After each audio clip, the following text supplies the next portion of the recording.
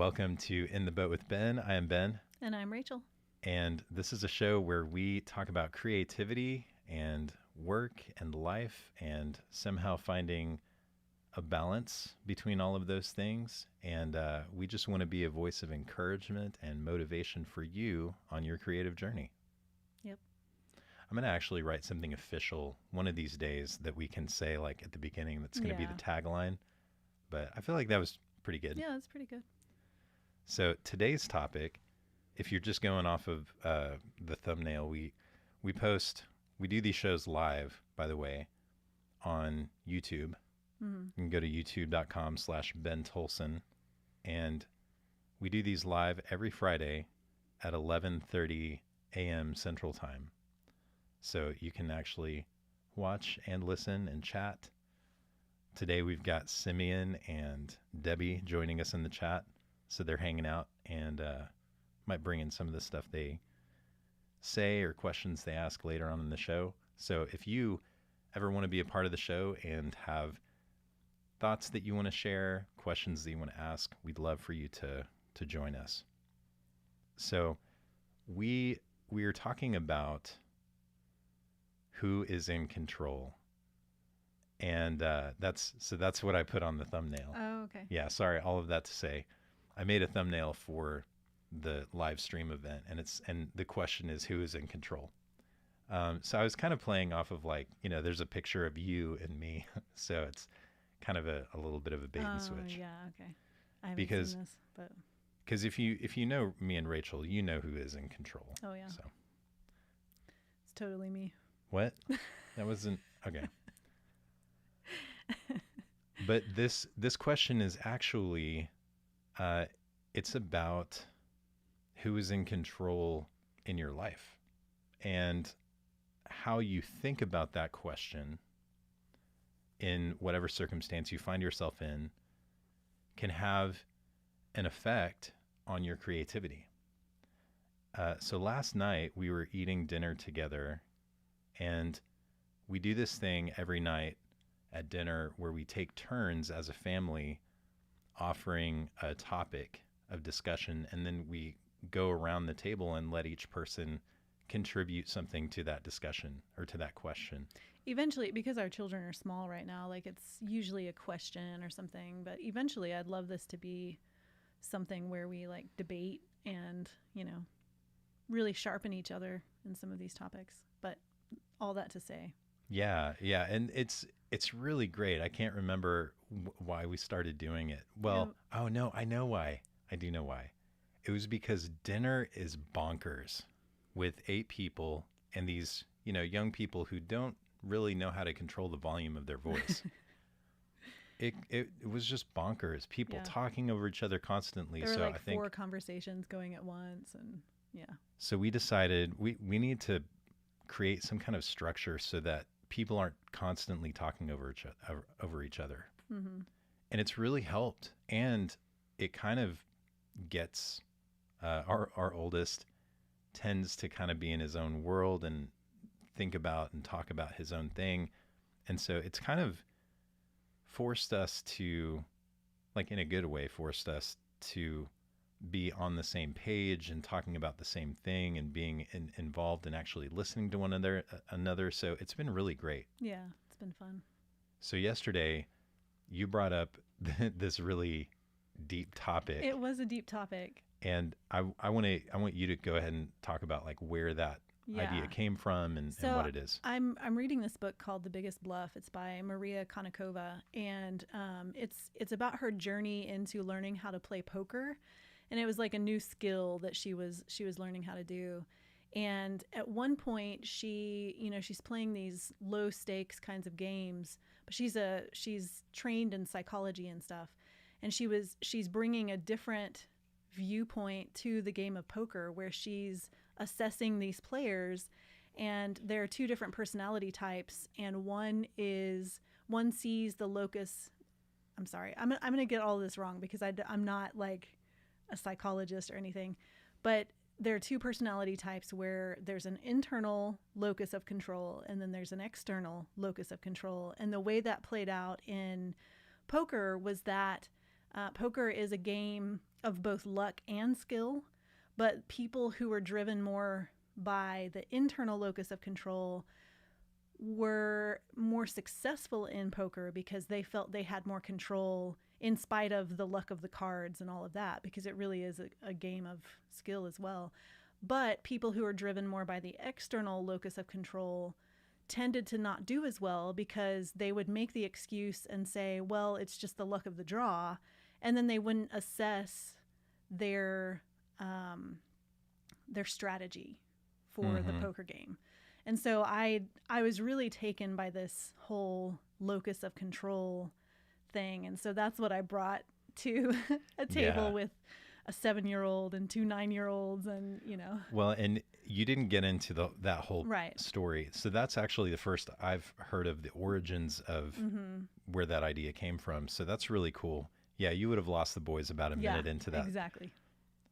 So when you introduced it, you really just talked about what the difference is between the internal and the external locus of control. So can you go ahead and describe that as well? So as far as I understand it, the external locus of control sees, it's kind of this voice that says, well, nothing I do really makes a difference because everything is controlled by an outside force. So that's where we get, when you're making a decision, you feel like nothing you do is really going to make that much of a difference anyway. And so you just kind of skate through things. And then the internal locus of control is more something you feel like you have control over certain things and can make decisions that really impact where you want to be. So it's not necessarily that one is better than the other. There are more challenges, I think, to the external locus of control because you have to really understand that we do have control over certain things. But then if you're only guided by an internal locus of control, you also don't just, there are external things that can play a part in things, and you tend to look over those things, Yeah, I can see how making it just this really binary, like all or nothing, you're either one or the other, can trip you up. Mm-hmm. But I think that would be an interesting conversation to have. Yeah.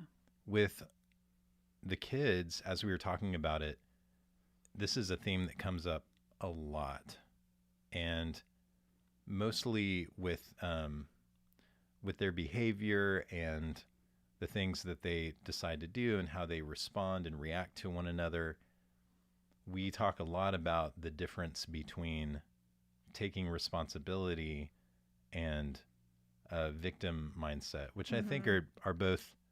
Well, I think it's really easy to get in a victim mindset if you have a personality type where you're more driven by an external locus of control. Right. And so, this is something, especially with our oldest, when it comes to his homework, for example, and so this was a really encouraging thing last night when we were having the conversation, because there have been so many instances where I ask about, well, why is your grade so low? So yeah, why are you failing? Why are you missing so many assignments? And the external locus of control, and I think in some cases where that comes from, it's this desire to avoid feelings of shame and guilt and that kind of thing, would lead him to have all of these excuses. He had at least 5 different reasons why he just couldn't do it. It was impossible for him, and those things were outside of his control. And so last night when we were talking about it, he actually... Because the question that we brought was, do you feel like you're driven more by the external locus or the internal locus? Yeah. Yeah. So he actually talked about and admitted, a lot of times when I don't get stuff done, it's really because I didn't make the choice to do it, and I could do it. And so it was really encouraging to see him kind of turn that corner and come to that realization. Well, it might not be a corner yet, but teenagers are it's kind of like really hard. peeking around the corner, maybe. something like that. He'll probably hide behind the corner again, but So I'm big on personal responsibility when it comes to like as an approach to helping our children understand how to navigate the world. And but I had to be honest with the boys last night that I like to think that I'm a person who has an internal locus of control, but I often find myself in situations and circumstances where I feel like I'm not the one in control and that somebody else is, kind of in control of things and there's nothing I can do about it. And I feel that way. And I think for most people, even if you believe that it's good to have an internal locus of control, it's good to look for opportunities to take control and take responsibility. Um, life presents challenges often that make you feel like you're not in control. yeah. Well, and my answer too was it kind of depends on the situation for me. It's, if there seem to be a lot of things going wrong, like we have a leak and then I ended up with COVID and then I got a terrible injury, and it's just like it feels like the universe is just bang bang bang bang bang bang bang trying to get you down, so that it makes it very very difficult to create because it feels like it's out of your control. And I think there are situations that are, like we couldn't, I suppose we could prevent a sewage leak by, I mean, I don't even know how you would prevent that stuff. But, some things come up, like snowvid happened last year, and we were without electricity for 3 days or 2 days. And what we could have done things to prepare for that, but not prevent it, you know? Right. Like we're not in control of the weather Mm-hmm. and whether or not everything freezes.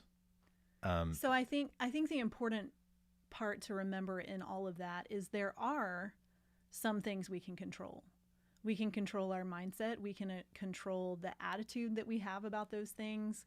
And there are even some physical things we can control, like if we had had a heater that ran by gas, we could have kept the house a little warmer. There are things that we can control. It's not completely out of our control, and maybe just working with some of those questionable, like, Well, and with the flood thing, that's a really great example. We had known for months that that toilet was prone to getting stopped clogging. up, Yeah, and just kept putting it off and putting it and it off. was it was just one of those things where like, oh, I'll deal with that, and it ended up And then it being was a disaster. yeah, it ended up becoming a 6 month. yeah, it was terrible, Mm-hmm. and it honestly, it might have been an hour of time to remediate that to actually prevent what ended up becoming 6 months of. But we did get a new bathroom out of it and new carpet. So So yeah, that's a different conversation. Like looking at the bright side, mm-hmm. that bathroom is like it's the It's the nicest nicest bathroom room in in the the house house. I'd say the nicest room in the house. now. Yeah, it's great. I'm gonna go work in there. Um, yeah, and okay, so I want to get there eventually, where like we are asking, well, what can we do? Where can we take back this sense of control? But I want to kind of park a little bit in those feelings of helplessness and how they affect your creativity, because I think there's something going on there where it's not as much the reality of whether or not you're in control as much as it is the feeling that you're not in control. And not that and I want to be really careful about how I talk about feelings here. It's not that feelings don't reflect reality, but when you feel like you're not in control, regardless of whether or not you actually could be in control or there is something you could do, when you feel that way, it makes it really difficult to be creative. I'm I am in a situation with work, and I love my job, and we're just going through some transition as a company because we had somebody leave and take a new position, and so there's a little bit of a gap there while we're waiting for that position to be filled, and we're also shifting our focus a little bit as a marketing team. We're doing a lot more collaborative work than we were before, so there are a lot of changes happening, and as my creative self and the part of me, well, I don't want to combine those two. So the part of me that feels a little bit afraid of change and feels that uncertainty about how things are going to pan out and that kind of thing, I can look at that situation and I can feel a little bit helpless at times, like, oh, all of this stuff is happening and I'm not really sure, like, where things are going to land. What does it mean for me? What does it mean for my time? And I can get really in my head about those things. And I notice, like, when it comes time for me to be creative in my work, I can feel a little bit of a drag on my creativity because of all of those things I'm like anxious about and thinking through in my head that I feel like are outside of my control. Well, and I'll just use an example from my career. Um, I'm an author and I have an agent. And the way that these things work is you write a manuscript, you spend probably, a year, maybe two, sometimes more on a manuscript. And then your agent takes it out and sends it to all of these editors who are going to read it and decide whether or not they want to pay you for it. And it's completely out of your control. You have no contact with any editor. The only person you have contact with is your agent. And so writers all the time, my writer friends talk about the season of being on submission. That's what we call it when we send out manuscripts to editors. And it is such a time of non-creative productivity because you're constantly thinking in the back of your head, this manuscript is out there and are they reading it? Are they liking it? Am I going to continue my career, or is this going to be a dud and I just spent a year or two on this manuscript that doesn't sell? So it's kind of one of those things that you have to like build a muscle. I mean, it's almost like building a muscle where you have to let yourself feel those feelings and then move on as soon as you can. Because it's completely out of your control.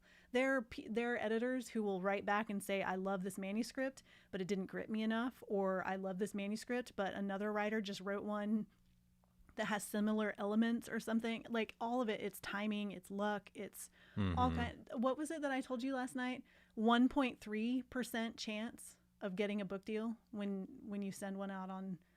Yeah, like editors were saying they offer a deal about 1.3% of the time. Now this is and just because I want to paint a picture about like of how significant that is. Mm-hmm. So you have to do a lot of work as an author to get an agent in the first place. Yeah. So I don't even know what the percentage is for how many deals an agent gives based on how many people submit things to them. As an author, you've done all of this work and sent manuscripts to agents and try to get representation, and finally someone's like, oh, I love this, I want to represent it. Mm-hmm.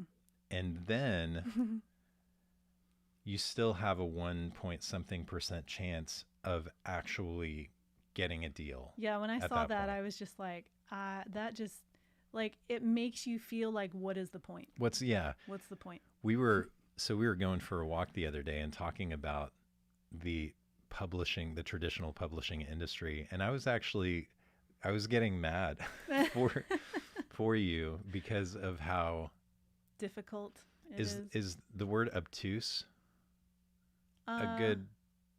Not really. No, what's the word I'm trying to?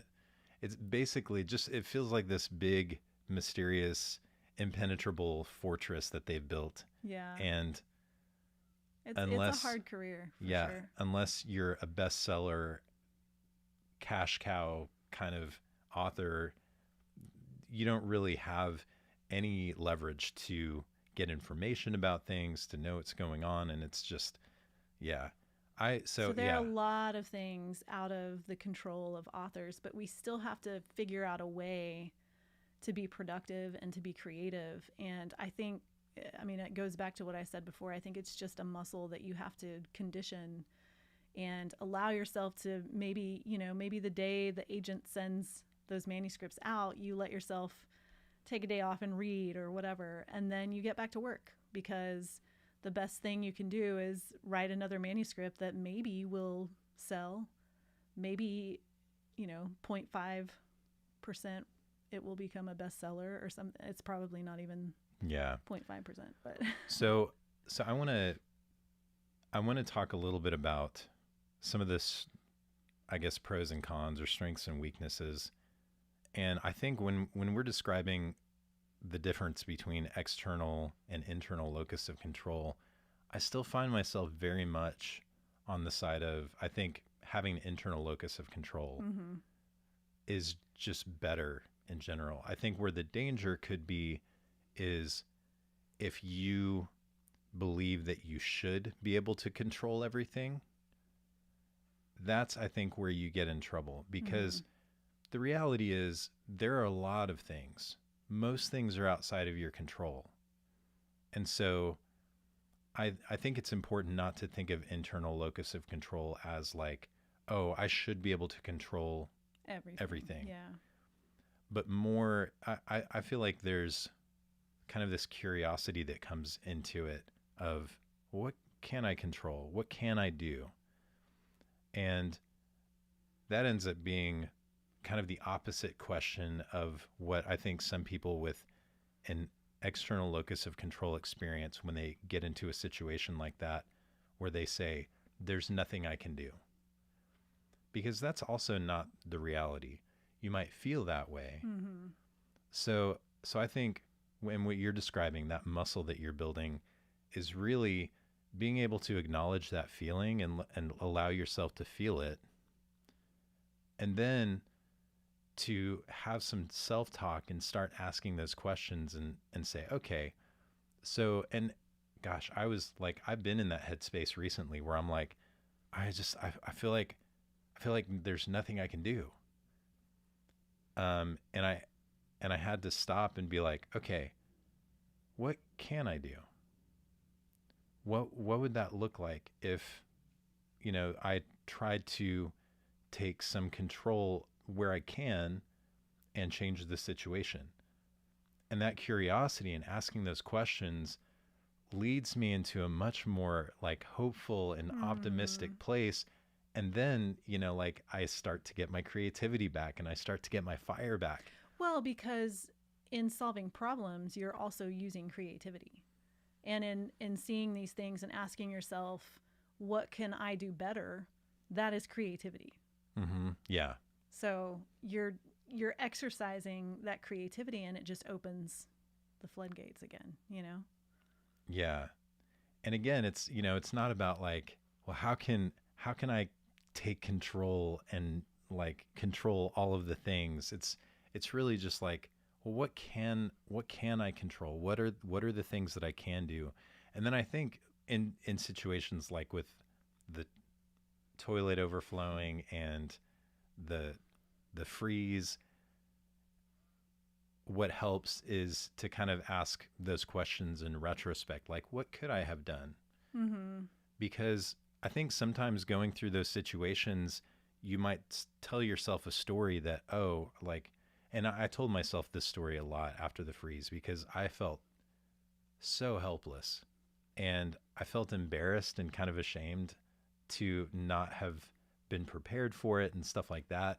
And feeling like, oh, wow, we have no heat, no electricity.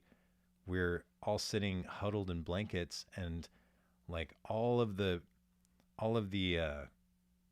generators are sold out. All of the propane tanks are sold out. Like there's no way I can provide heat for my family except like loading us all up in the car, Which we did. which we did. But then like all of the gas stations are closed down. So what about when we run out of, and I was just like, man, this kicked my butt and I felt genuinely helpless. And then the story I told myself after that was like, I I was I had no control over the situation, and like it just exposed the the fact that I couldn't take care of my family the way that I should in that situation. That's, and that's a very like, I realize that's kind of a paternalistic, like I'm thinking about myself as the end all be all of our survival. I But mean, I was curled up under a blanket about to die. So you were, that scared me. That scared me. But then if I look back at that in retrospect and I ask, what could I have done to prepare? Like things that I knew to do. Like I can list things that like, oh, I definitely could have done. And then, okay, this may happen again. It's mm-hmm. likely. I'm fully capable of doing things that will prevent us from having a terrible experience if we find ourselves in those circumstances again. Yeah, it's a very valuable question to ask yourself. What can I do differently and better next time? Yeah. I like how you just summed that up in a few sentences. That's me. Mm-hmm. Yeah. So I feel like those are really kind of the two tricks, if you want to call it that. It's really just like when you're in those situations, using your creativity and your curiosity to allowing yourself to feel what you're feeling, but then steering that ship in the right direction, and then telling yourself a better story about who you are and what you're capable of. Because And I'm just going to plug real quick, mm-hmm. um, telling the whole idea of telling yourself a better story. You know how you can do that? And I tell my kids this all the time. Journaling. Like it is one of the simplest and best things that you can do to get all of your stuff out so that your mind space is clear. Yeah. I have a little anecdote about that. There was Yeah. something I love this. it was kind of just, like it wasn't bad news, but just kind of a change in circumstances, and I was sharing it with the boys. The older ones. Sorry, I was sharing it with the boys, what what we might need to do and stuff like that, kind of having to do with our budget. And our second oldest was actually pretty upset by the possible change. I'm purposefully not being specific. Um, and so he was really upset, and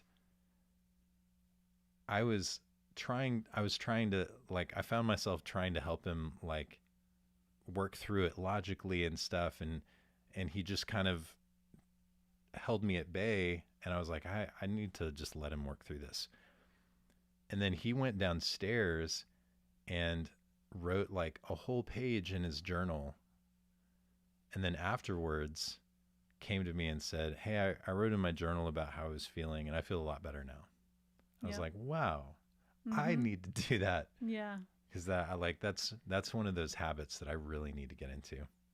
Yeah, it really helps, especially for creative people, because, and I actually visit schools and talk about the very first thing for creativity that I tell them is journal, because I feel like it's so important. There's so much going on in your personal life that, it affects the way that you feel and how your brain can work and the creativity that you can access. And it helps to download all of that stuff. Yeah. Really need to develop the habit. Mm-hmm.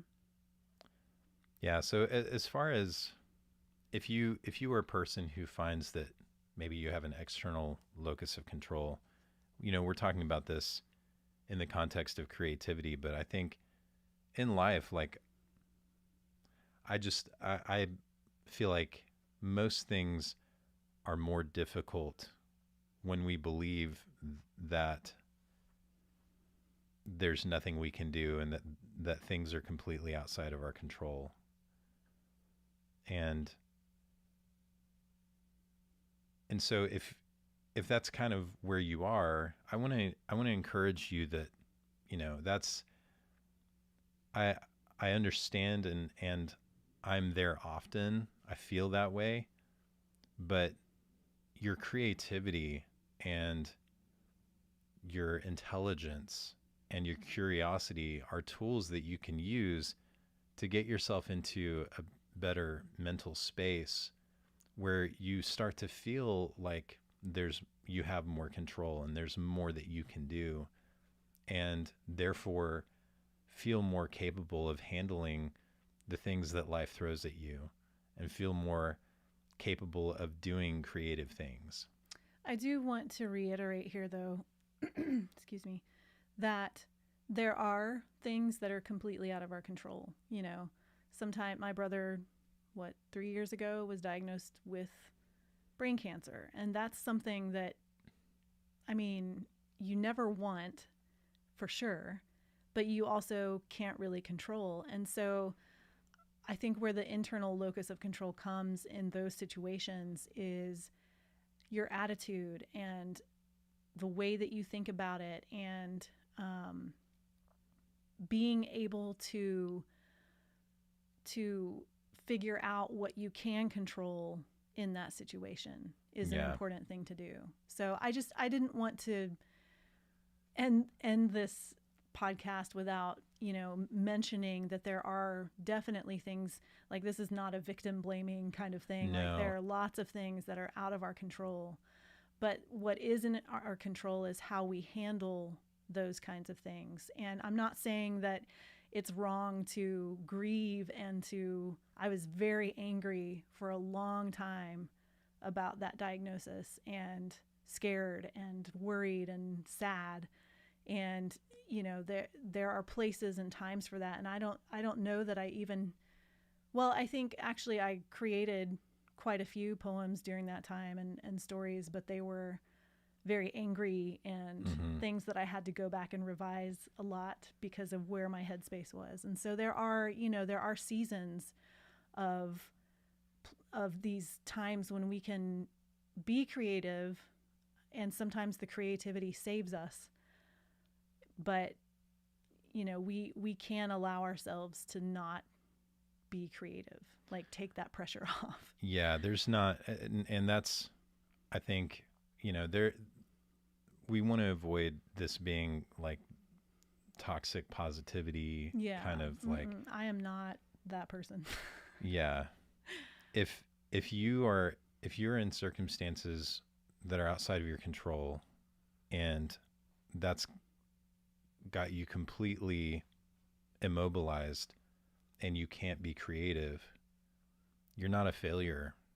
That's a lot of people find themselves there. And so this episode is not about like, get out of that as fast as you can. Like, you really, or even to look back at things that you've done and what like, yeah. I don't know. I don't want it to feel that way to people, where it's like, you could have done this better. Yeah. So like when I think back to the freeze thing, like I don't feel embarrassed or ashamed of how I felt.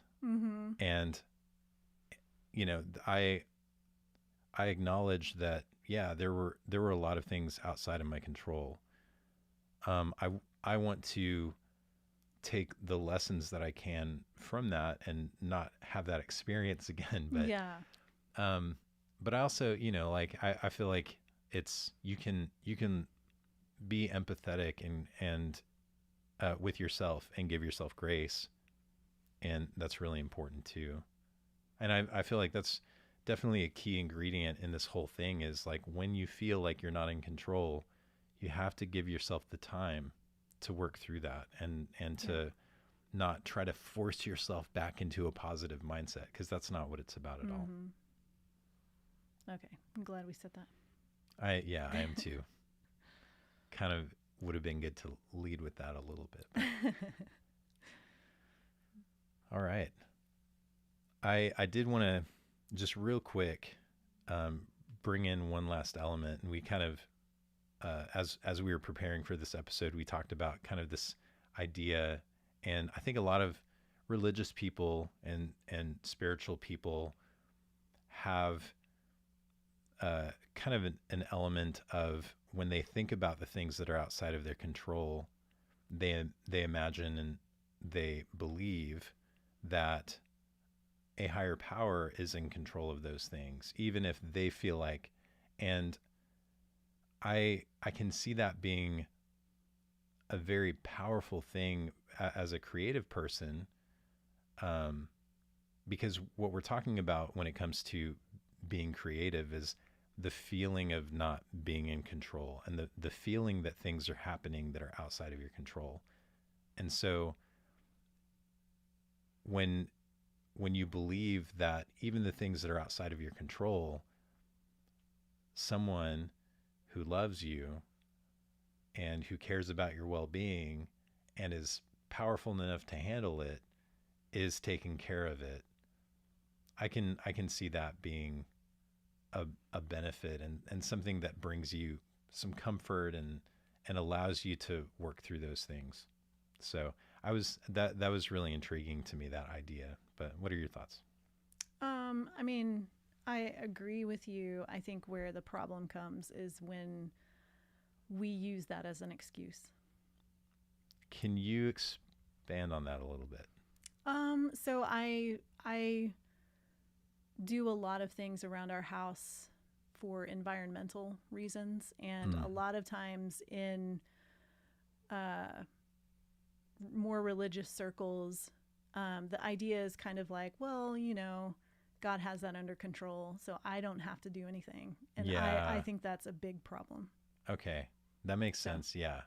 So, and we're talking about two different things, but they're definitely related. yeah. So, yeah, that kind of comes back to the idea of taking personal responsibility, and not. So if we're putting our personal responsibility off on someone who has everything taken care of already, I feel like that's a problem. Yeah, it's kind of like outsourcing your Yeah. responsibility. Yeah, that makes sense. I don't want to get on my high horse about it, but I Yeah. do have very strong opinions about That this feels kind of thing. that feels like probably too big of a conversation to We're not going to get into it. yeah, because we're nearing the end of our time, but we might have to get into that sometime. I don't know. I Or- might or not. become unlikable Rachel. Well, that was an interesting way to end the show. Good job, Ben. So, all right. Well, this is our third episode, and we are going to be recording, I think, something like 6 episodes before we actually launch the podcast publicly.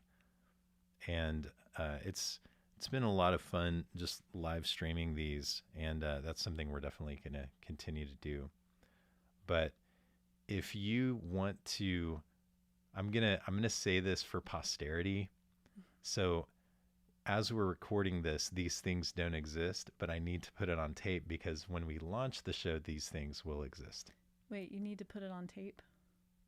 Well, you know what I mean. It's a figure of speech. Wow, that's like an 80s figure of speech. Sorry. How dare you? Showing your age. If you want to learn more about this show, you can go to intheboatpodcast.com, and you can sign up for our email list while you're there. All right. Rachel, if people want to find you online, where can they find you? RachelTolson.com. And I'm at bentolson.com. Thank you so much for tuning in. Thanks for listening. And we'll see you next time. All right. I was supposed to start that earlier. It's going to be really quiet.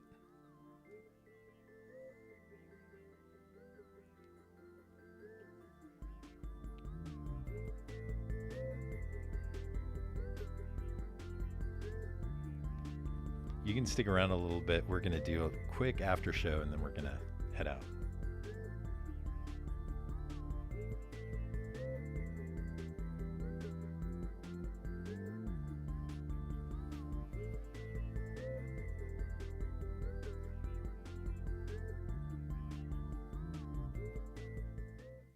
All right.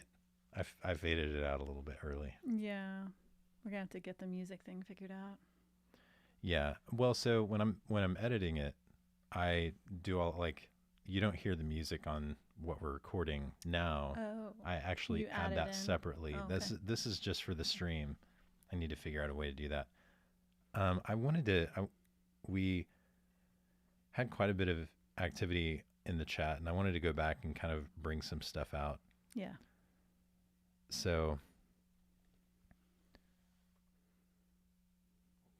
yeah. So Simeon, when we were talking about the things that I would love to do for this Yeah, you're podcast, dreaming. Yeah. yeah, he said I would dream it, but keep it simple. So we are definitely going to make that the focus of next week's show. Yeah. Dream it, Kind but of, keep it simple. yeah, kind of the tension between dreaming big and being practical. So, Ooh, that'll be a good one. yeah.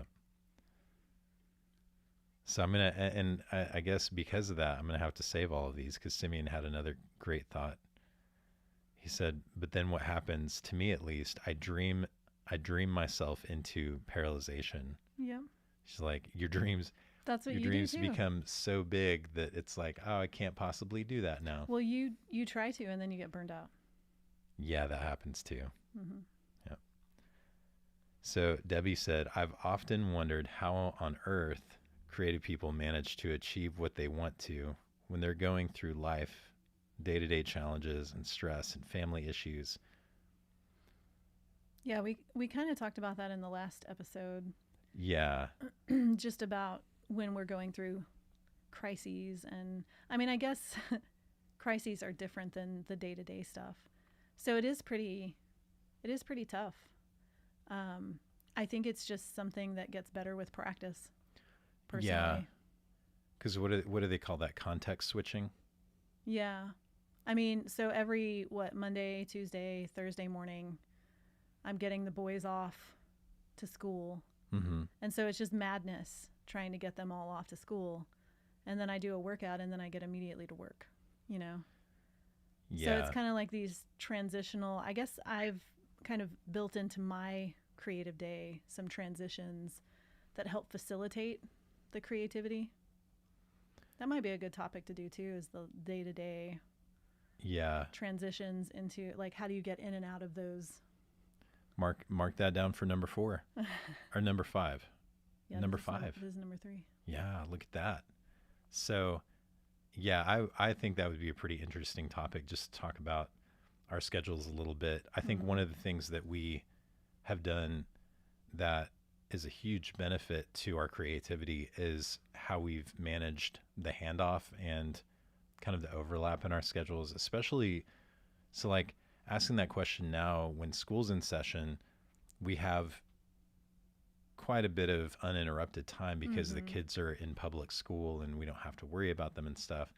But then like they're home for the summer. Yeah. We're both working from that gets home. challenging. But we kind of, take turns and, you know, each each of us gets their turn having The uninterrupted. block of creative time, which I think is absolutely like versus, taking an hour here, 30 minutes there. Yeah. That would get really, really difficult. Well, and the things that I do, it's really hard to do it when I know that I'm in charge of children. So, I mean, yesterday I'm actually working on edits for an editor right now, and I was thinking, I guess it was Wednesday. I'm in the afternoons with the boys, and they get home at 3:30, and I was thinking I'm just going to take my computer down and maybe do a few more pages of this, and then I thought no, because they're not going to be good pages, because this is like the last edit I have before it goes to get published, and I need them to be good pages. Yeah. So it's like there are only a small number of things I can do when I'm in charge of the boys. And a lot Right. of them have to do with like research or reading or something, that's not like actual writing. It's like that. I'm going to save all my junk work for Yeah. when I'm in charge I of can them. send some emails maybe. So Debbie said, I find myself saying a lot lately to friends going through tough challenges. You can only do what you're doing, which is a lot. You're only human. I love Yeah. that. Just empathy Mm-hmm. We need more of that for one another. Expectations are so much higher these days for your generation than they ever were in mine. So that's a really interesting statement. Yeah. And um, I'm I'm not sure. I'm not sure what I think because I'm not super familiar. Like I don't, obviously don't have firsthand I mean, experience being an adult. if you just consider the parenting expectations, it's way different than it was. It's different, but is it more difficult? I think if you're I looking at mean, I stayed one home. specific aspect of it, it's more difficult. I stayed home alone from the time I was in 4th grade, and we waited until our children were 8th grade Before, yeah. before we let anybody stay home alone. But that was. Do you think that was like we felt societal pressure not to Oh keep yeah, them? I Yeah. did. Okay. For sure. Yeah. I'm just saying, a lot of those things have it's created more pressure on people.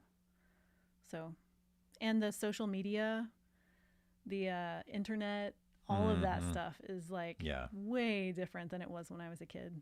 My parents didn't manage screen time. We have to because our kids have access to 24-hour streaming services. Yeah. It would have been nice to be a parent when during a time when there wasn't internet, Yeah. for sure. There was nothing on TV after like 11 o'clock, maybe midnight. I think Saturday Night Live was like 11 to midnight, right? And then it was like, what, paid programming Yeah. that you didn't want to watch? Now it's like you can watch Netflix all night Yeah. if you don't have controls on everything. So, yeah. Ugh, it's hard. Colleen says, I look at challenges and pain as hurdles. I take them one jump at a time. Yeah, I like that advice. Don't try to take on the whole world, all of your problems at once. Yeah. That can be difficult too. It's like if you're kind of, faced with multiple hurdles, I'm like, get it multiple all done at challenges. once. Yeah, but it's how do you that there I have a story about hurdles. I do too. We'll have to save that for another. Yours is better than mine, but Yeah, I'll have to save that for another show. All right, well, we're going to sign off. Thank you all so much again for tuning in, for sharing your thoughts and your questions. yeah. And we'll see you same time